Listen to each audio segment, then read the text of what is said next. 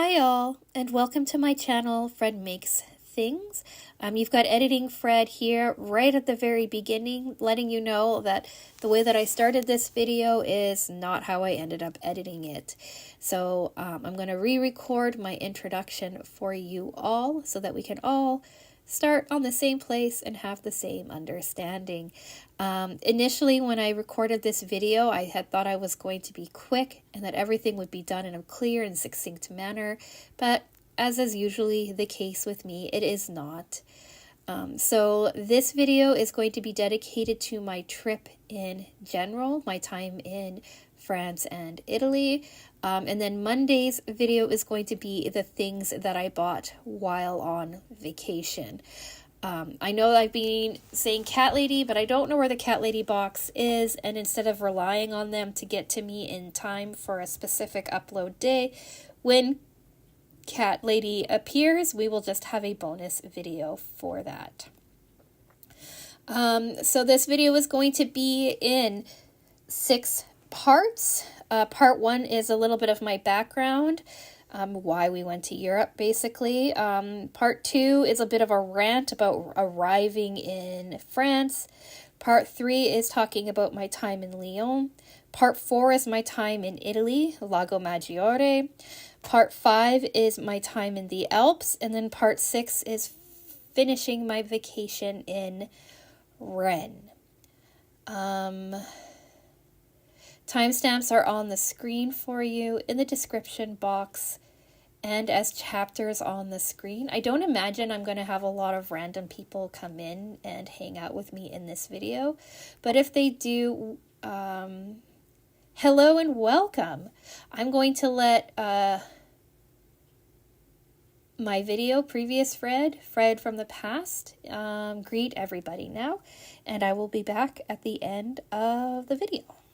But anyway, let's just greet everybody. Hello and welcome. I'm sorry this is not A, the sticker by number video that Friday should be, B, not the cat lady video that I promised it should be, but C, my travel video, which I had planned for Monday. So it was in the works, just not quite yet. If you're interested in more detailed anything concerning my adventures in France or the rest of Europe, let me know in the comments section. I'm happy to do dedicated videos to my time in Europe. We'll talk a little bit about that in my a little bit of background section next, but do know that I have lived in Europe for a while. I did live in Europe for a while, and now I'm living in the United States. But if this kind of odd content from my channel interests you, maybe think about subscribing. This is mostly a crafting and sewing unboxing channel, review channel, and, well, general sewing and crafting kind of stuff. But every once in a while, I want to throw some of my life stuff in with it, too. So with all of that being stated, let's do a little bit of background before jumping into the video or into my actual trip this time around. So, I am Canadian. I grew up in Canada. Like, that's how far back we're going, all the way to the 80s. But anyway, I grew up in Canada. My husband is Canadian. He grew up in Canada as well. We're both from Western Canada, Alberta to be exact. I grew up in a small city in southern Alberta while he grew up in the province's capital of Edmonton. We met in our early 20s when we were both in school. I was doing a bachelor's degree, he was doing his master's, and we have been together ever since. In 2012, he got his PhD, decided he didn't want to live in Canada, or that Canada didn't have any real job opportunities for him. And he looked at seeing what the world had to offer. He took a couple of job interviews in a couple of different places, but we ended up in France, in a small city in France called Rennes in Brittany in the west. He worked for a Japanese company, so he's traveled to Japan quite a bit too. I've been to Japan once, but he was in Japan 4 times a year, every year, for the 8 years-ish, 7 years-ish that we lived there. We moved there in 2012 and we left in the summer of 2019. And then in my time in France, I traveled quite a bit and I visited several cities and several places all throughout Europe, keeping Rennes in France my home. So if you have questions about some of my travels and stuff like that, I'd be happy to answer those as well. I love talking about Europe. I loved living in Europe. I thought it was great. It was a really good time and I enjoyed myself immensely. Then in 2019, my husband was a bit tired of his position at the job that he had. He was looking at the fact that if he wanted to continue moving up within the company, we might have had to make a move to Japan, which would have been quite the change for us. So he started to see what else was out there, and he instead chose to take a job opportunity here in the United States. And so we have lived here in Connecticut ever since. So we moved here summer of 2019, and I am talking about all of this in fall of 2024. So we've been here a good amount of time.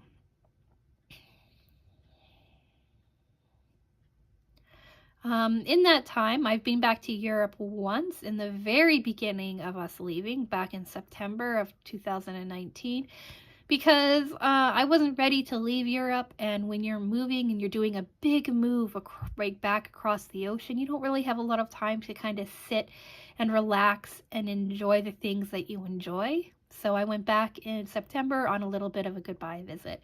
But for him, we hadn't come back to Europe in the entire time that we've been gone. So the only places he's really traveled are places for work within the United States, and back to Canada, back to Edmonton for Christmases, and to Quebec and New Brunswick for like little mini vacations. But this year was our very first big vacation back to Europe, and we chose to see France and Italy, like a very small portion of France and Italy, but we were in France and Italy.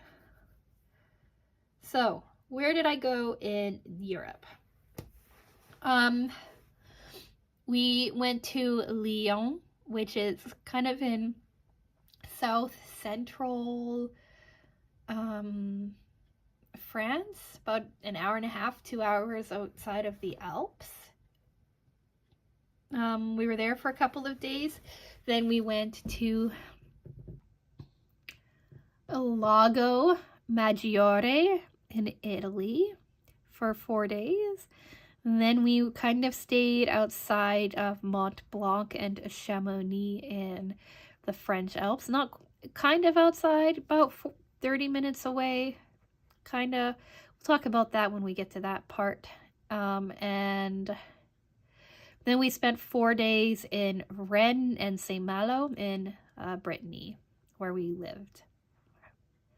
And yeah, so how I'm going to structure the rest of this video is I'm going to talk about, well, I'll try to quickly talk about arriving in France, and then I'm going to talk about my time in Lyon, and then my time in Lago Maggiore, or Lake Major Lake. And then our time in the Alps, and then our time in Rennes, and then our time leaving.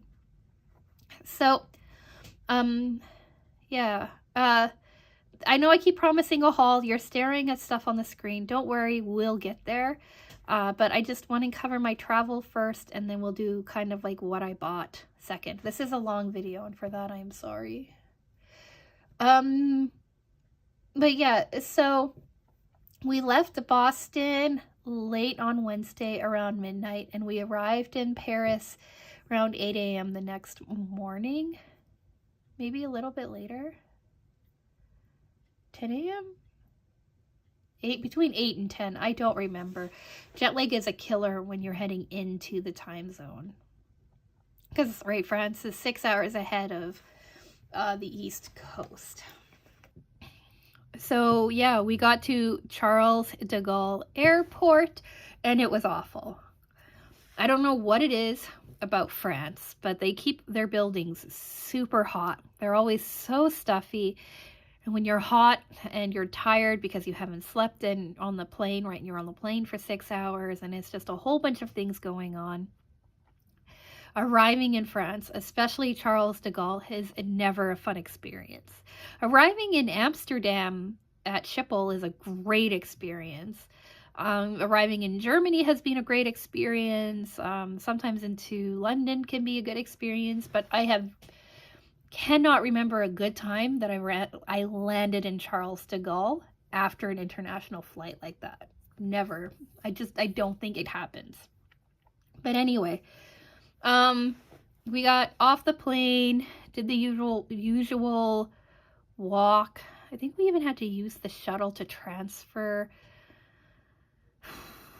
to the arrivals area, to the security and customs and immigration area, where we got funneled into lines. And I think for the Olympics, they tried to make clearing everything quicker and easier, and they have like EU and French passports, and then they have Canadian, American, and a couple of other passports, and then they have all other countries' passports. And and then they also had a line for like families with children, which I thought was really great. But the guy who should be like shuffling you into the right sections kind of just let it be a free-for-all. So when we were in the Canada-US section, there was a whole bunch of like other foreign passports in our section too. And like that's not a big deal, like whatever. But the problem was that they have border screening now where they scan your passport, and the passport scanners would only scan for US, Canadian, and whoever else was on that list. I don't remember.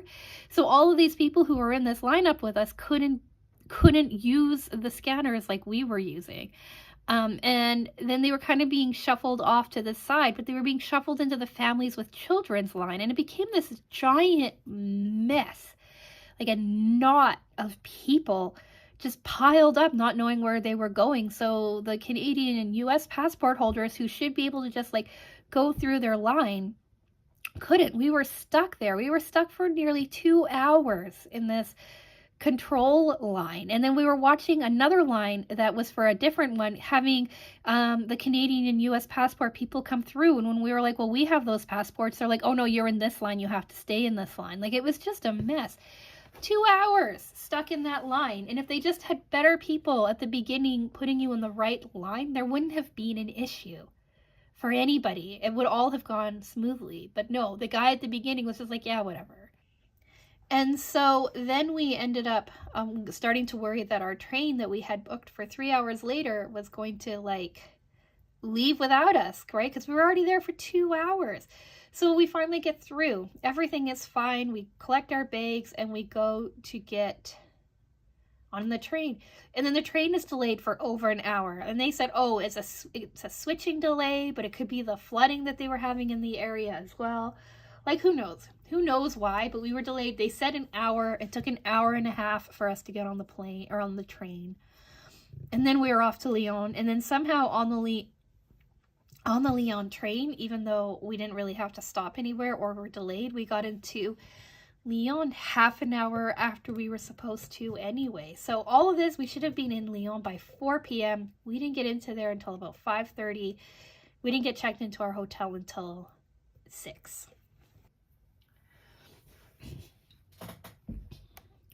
The hotel that we stayed at in Lyon was called Greet by Ibis. It was at their second train station called Perrache. And it was Perranche, something like that. It was pretty cool. It's a good little kind of eco boutique hotel.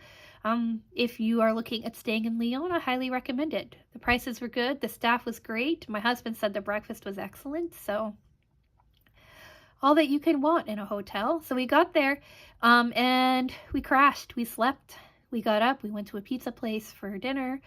I know, first night in France and we're eating Italian food, but hey, they were open, they weren't busy, and we were hungry. So it was perfect. It was excellent food. My husband had pizza.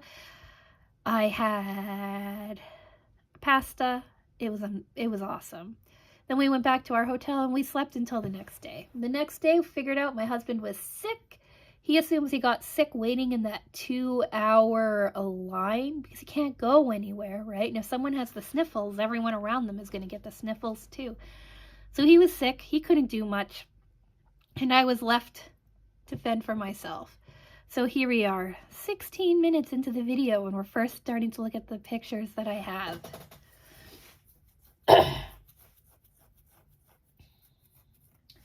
But what can I say? It's a chatty kind of video. So here we are in Lyon. I assume this is my second timestamp. Third timestamp? Who knows? But, yeah. I had the day Friday to hang out in Lyon by myself. Now, what I figured out, I did no research into Lyon before arriving because I didn't want to go to Lyon in the first place. I'd been to the train station a few times to transfer, and I hated it. Hated the train station and did not want to go to the city. But, Europe travel tip, never hold the train station against the city. Train stations are almost always pretty awful, and the cities are usually pretty nice. So train stations can kind of be sketchy, kind of have like a lot of like people coming and going, and there's a bit of crime and pickpocketing and kinds of things like that, usually around train stations. But once you get into the city proper, it usually changes and it usually feels a lot nicer. That's not to say every European train station is like this. A lot of train stations in Germany are not, but in general, don't hold a train station against the city. So anyway, I had a day in Lyon. In the morning, I went and got a coffee and a croissant, or a pain au chocolat, really. I didn't want to pay for breakfast when all I really wanted was an espresso and a pain au chocolat. So I went and got an espresso and a pain au chocolat, and then I wandered around. Now, Lyon is divided into 3 main kind of visiting areas. You have like the new town built up, I would say 1700s, 1800s, and later. These have a lot of the traditional Paris-looking architecture, Haussmann style, if you will. And then they have like an island area, that's their old town. There you're going to find older, smaller buildings, tiny streets with cobblestones, and things like that. And then they have their cathedral up on the hill with their Roman amphitheater. I can't remember the name of the amphitheater. It's on the screen for you. It's a really old amphitheater, right? Lyon is a Roman settlement. It was probably settled before then too. I don't know much about the history of Lyon. But yeah, there's a cathedral in there. So, editing Fred here. I misspoke when I talked about the layout of Lyon. I even knew this, talking about it, but I was sick, I am sick, so I'm going to blame it on that. But there are still like 3 main sections to visit in the city. But your new town, your newer town, if you will, is actually between 2 rivers.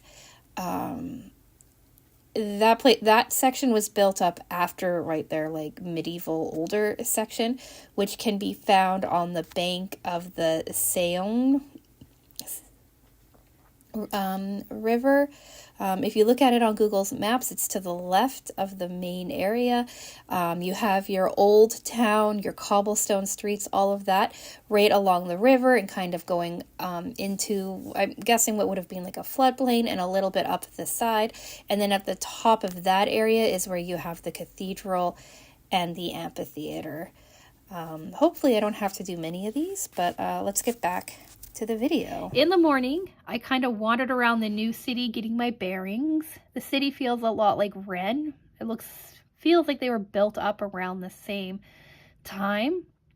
And so the look was quite similar. So it felt very much like I was coming home. Got caught in a rainstorm, had to seek shelter in a local store, a kind of like a Best Buy style store. I call it the FNAC, FNAC. I don't know how they pronounce it in France. I never bothered to learn, but wandered through there for a while until the rain stopped. Went over to the tourism information office and said, hey, I'm here for like the rest of the day. What should I do? And the lovely person inside told me where I should go and what I should do. And I followed that. So I left the new city, went into the old city, found one of my very favorite French stores of all time called Pylon, if you will. Pylones, Pylon. And I picked up a few things there. I'll talk about that at the end of the video. But this thing here that you see is from there. Wandered around the old town, had a lovely vegetarian salad at a little restaurant.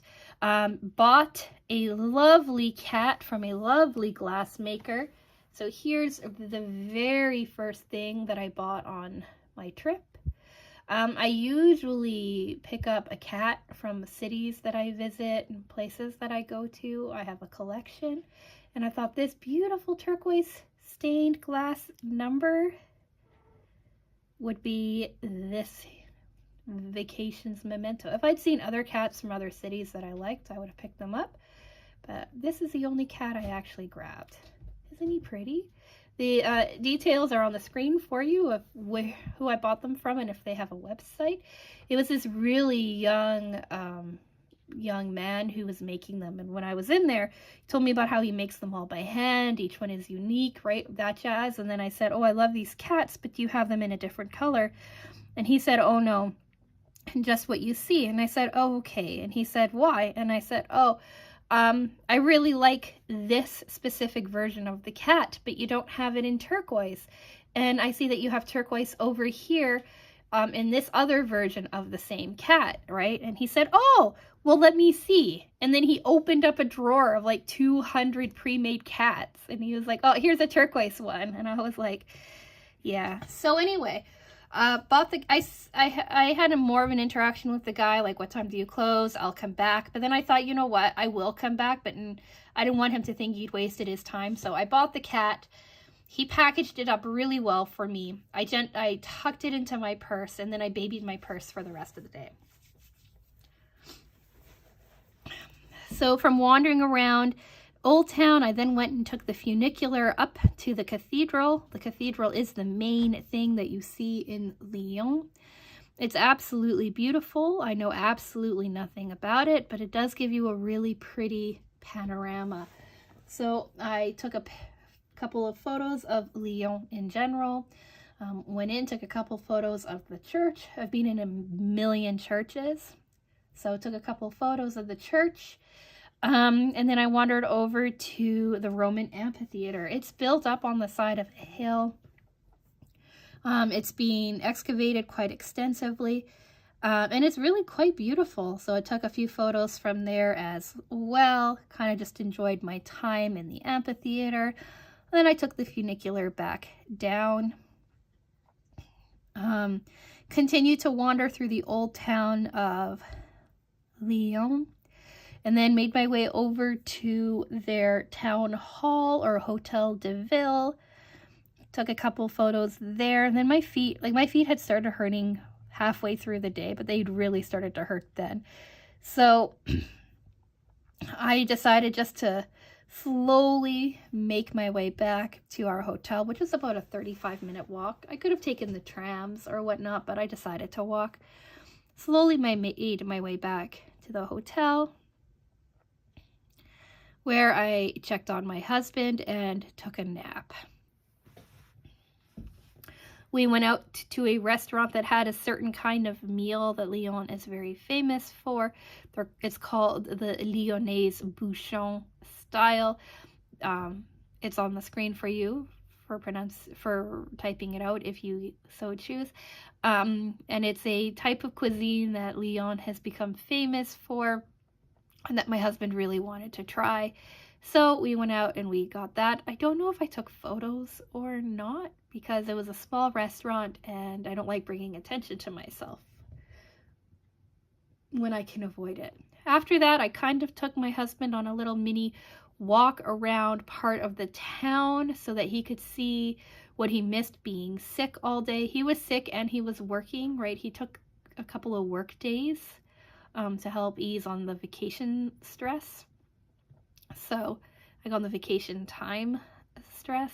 But yeah, so he worked and did that.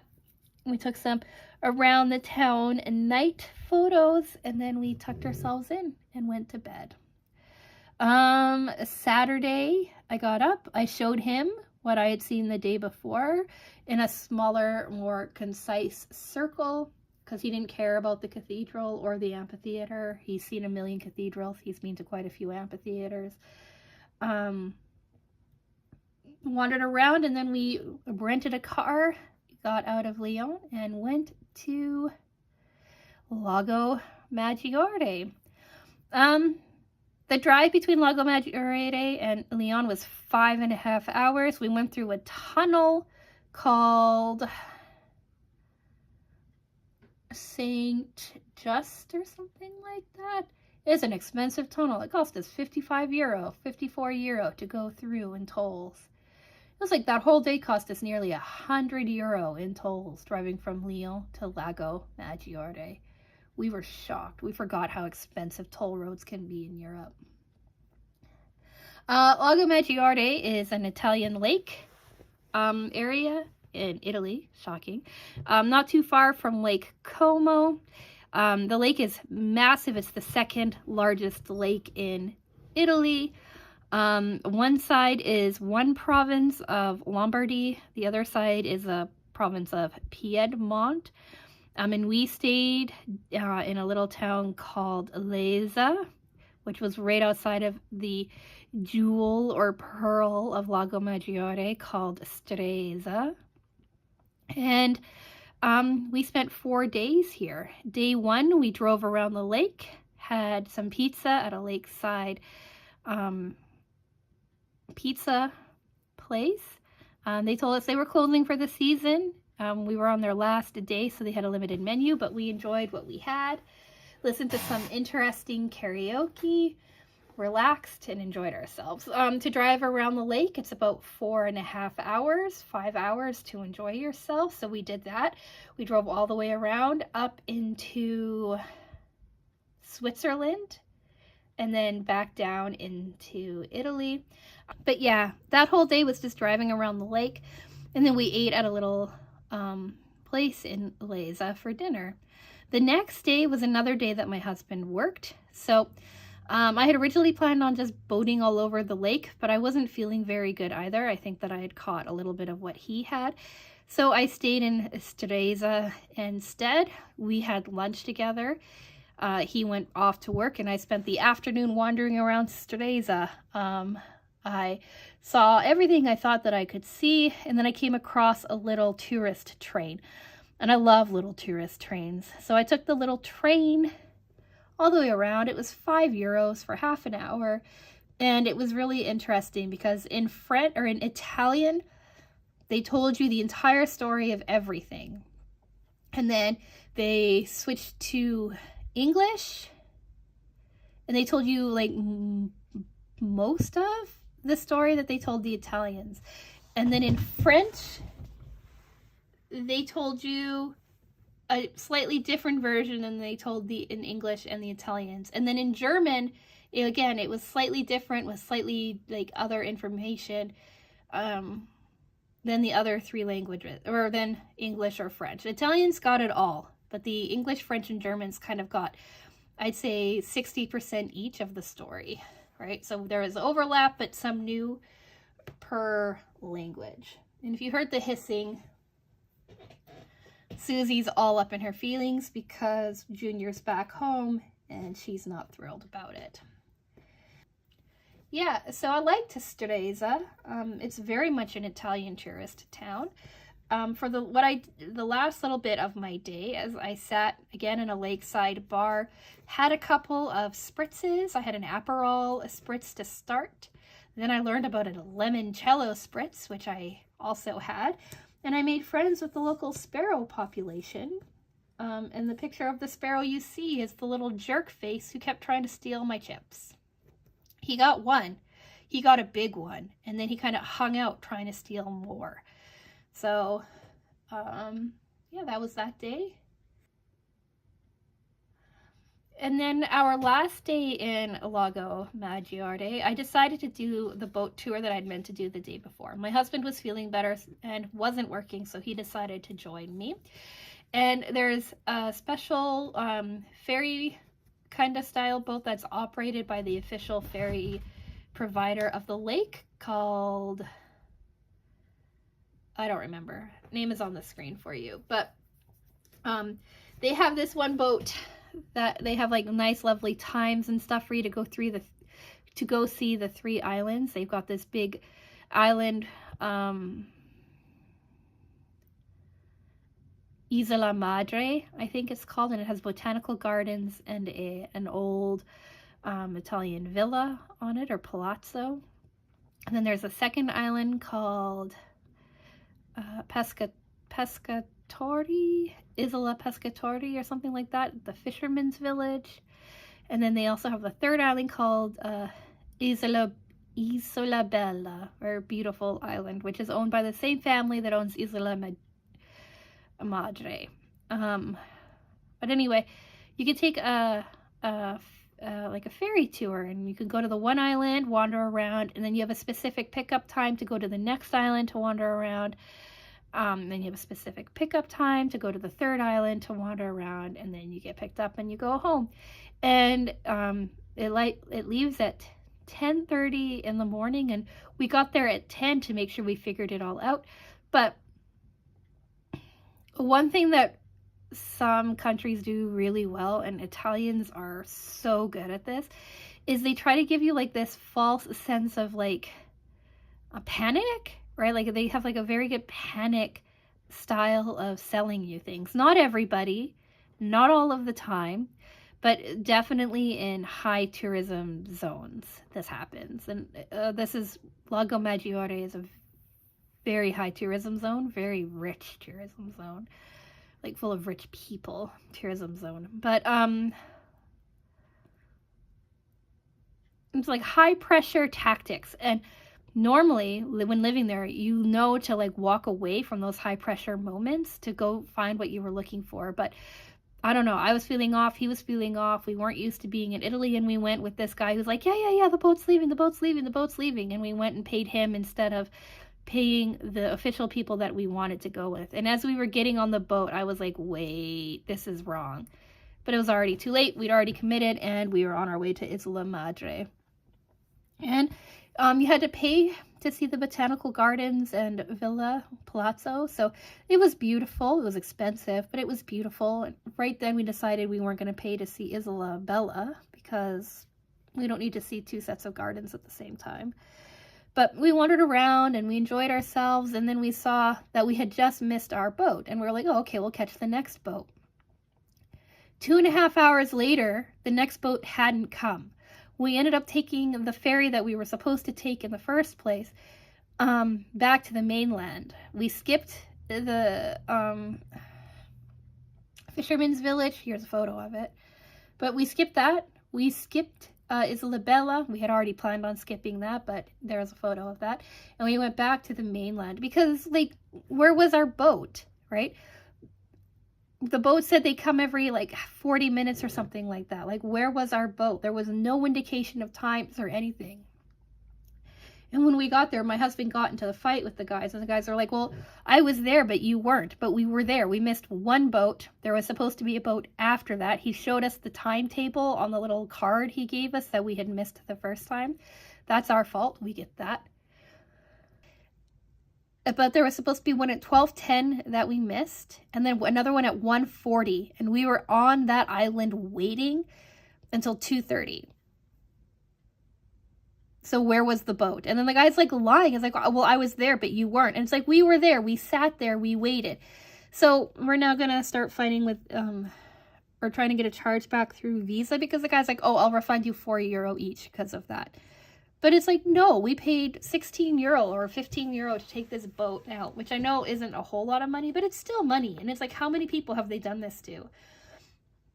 And then we had to buy a ferry ticket to get home again. Like, we were stranded on that island. It was awful. The island is beautiful, but I do not recommend the specific boat company that I'm going to also post on the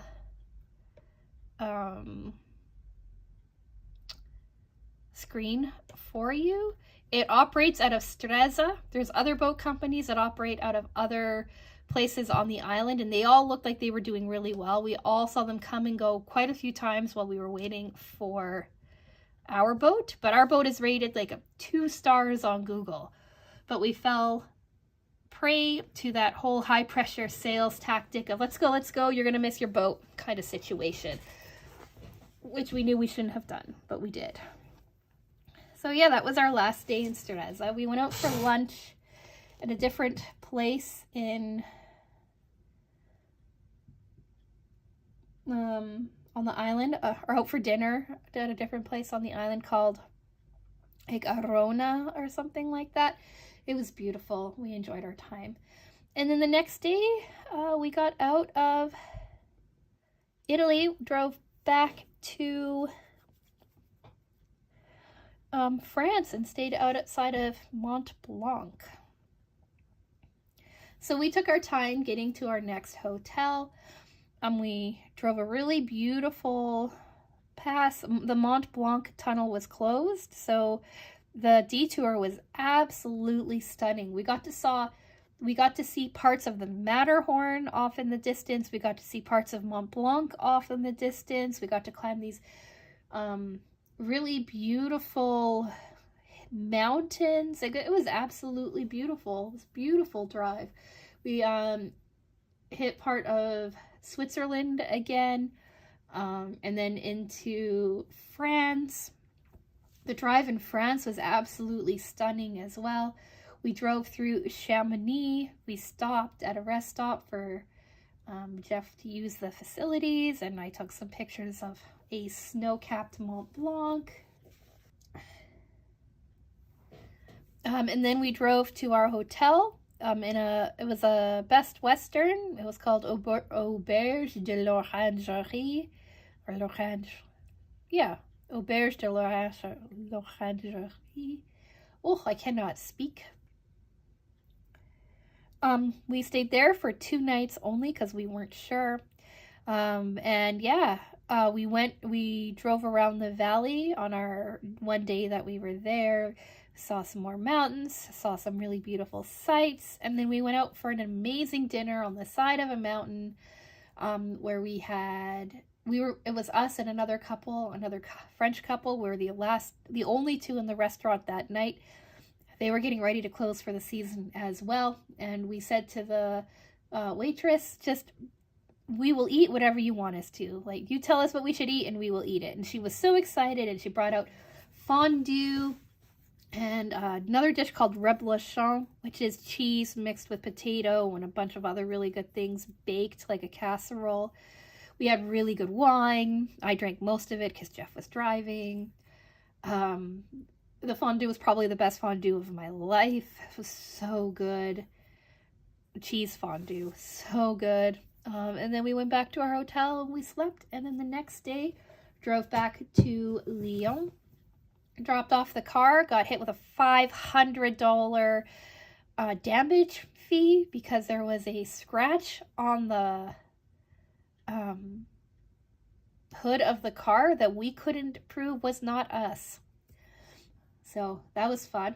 And then we took the train from Lyon to Rennes. Picked up a new car in Rennes. Discovered that the train station in Rennes, when we were living there, was under construction, and now it was completely finished, and it's absolutely beautiful. If I don't have photos, I'll get some from my husband, but it's very much like a eco kind of design with like metal and grass, and it's absolutely gorgeous. Drove to St Malo, where we stayed at the Hotel Chateaubriand. And France or something. It's an old hotel. It's beautiful. We had views overlooking the water, overlooking the bay. If you don't know what St Malo is, because why would you? But it's famous for a few things. It was an old pirate hideout in France, so it's famous for pirates. It's the birthplace of Jacques Cartier, one of the founders of Canada, and most recently it was featured in the TV show, which was a book adaptation of All the Light We Cannot See on Netflix. St. Malo is one of my absolute most favorite places in the world to be. I absolutely love just sitting on their beaches, watching the tides come in, tides go out, watching the sunsets, people watching, reading, relaxing. It's one of my favorite places on the planet. We watched the sun go down, then we went out for dinner, had a pretty nice dinner, went home, went back to bed, and then in the next morning we wandered around St. Malo for a while, kind of remembering and visiting things that we had seen. We couldn't go down onto the beach because it was closed because of storm warnings, but we did end up driving to my absolute favorite beach ever. I love St. Malo. I love the vibe in St. Malo, but we went to the beach, my favorite beach. It's a tiny beach. You can only drive to it, really. You can pull right up, park, and then go right down onto the beach. It's almost always quiet. It's very serene. There were some people in the water, which surprised me because it's English Channel water and it can get cold. But we sat there. This is where I sat and said goodbye to my first cat, Bella, when she passed. And it's the place that I've been wanting to go back to when all of the losses in my family started. So if you're still here, you probably already know. But in the last few years, I've lost my cousin. I've lost my stepmother. I've lost my nephew. He was only 15. And it sounds silly to compare it all, but I also lost my cat, one of my cats. And since losing my cat, all I wanted to do was go back to that beach and sit. And so I got to. My husband went and wandered, and I just sat. I sat, and I did what I needed to feel better, to say goodbye, to come to terms, to have that moment that I had been searching for, wanting, needing. I'm not sure. I haven't found a place in the US that gives me that kind of peace and comfort. So I was so happy that I got to do it and just take my time and just sit and enjoy. Not enjoy, but contemplate. It's my favorite place. We spent a couple hours just sitting on that beach, enjoying it. Then we went and visited Ken Cow. We didn't stop because it was busy. And then we went back to Rennes. We went to the Carrefour, or Carrefour, if you're actually, trying to be closer to French, but I call it the Carrefour. Wandered around there, picked up some things that I absolutely love. I'll show you those in a minute too. And then we went into town. And we got checked in, and then we kind of just wandered around. It was a Saturday afternoon. There was one store that I wanted to go to that I needed to go to pick up some things because they were only going to be open on Saturday. They were not open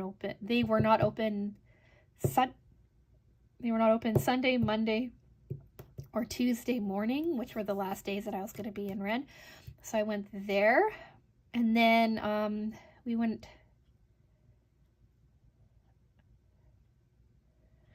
out for dinner at one of my very favorite restaurants called Café des Bains.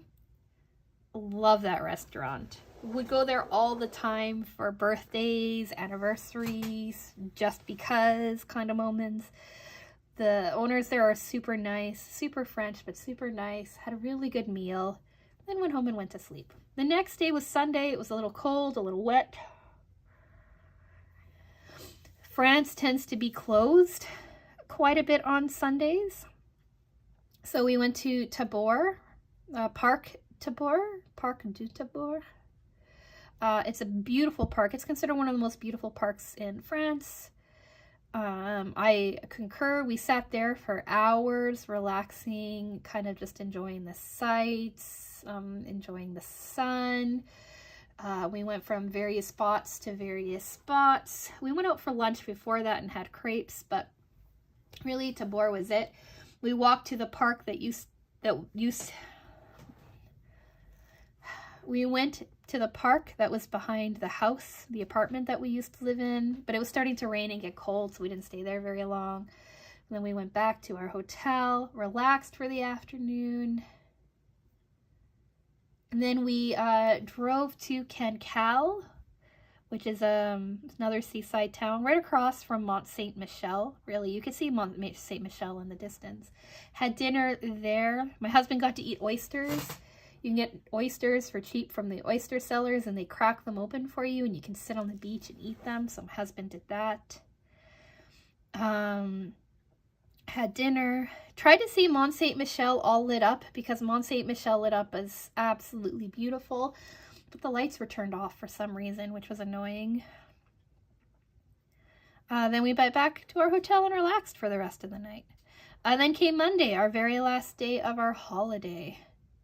And I went shopping. My husband had to work a little bit, but I went shopping.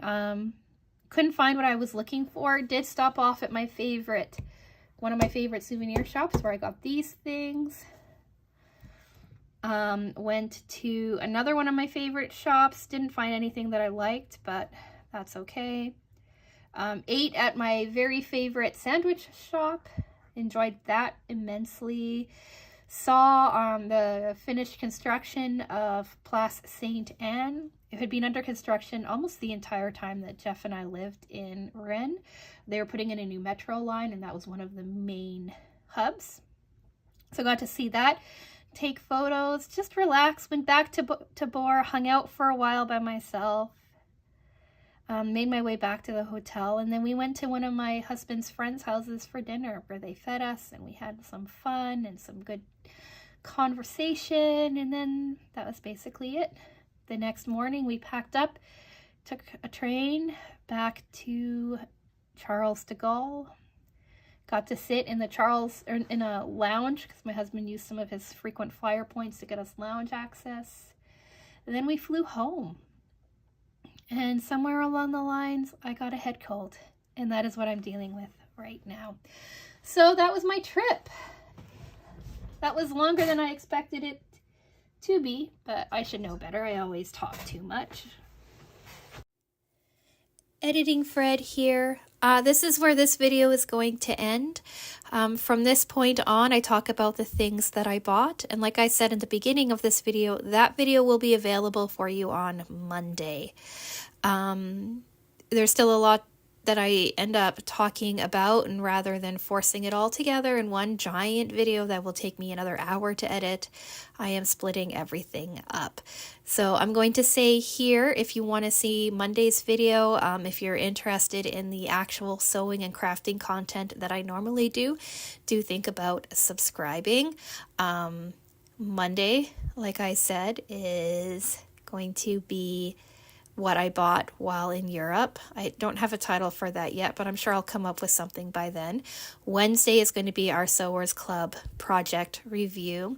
Friday, we are going to actually get back to talking about Friday, we are going to get back to our sticker by number project. And then the following Monday from there is going to be our crochet project review video. And then we just continue on as we always do. Cat Lady will make an appearance whenever I get the box. I will film it and post it as the first bonus video that I can get up for you. So if any of that does interest you, do think about subscribing. Like the video if you've made it to this very end of this long chatty kind of video. I assume if you're here to the end, you are a fan. So thank you so much for watching all of it. I really, really do appreciate it. And with all of that being said, I am going to go. So again, thank you so much for watching, and I will talk with you again soon. Bye!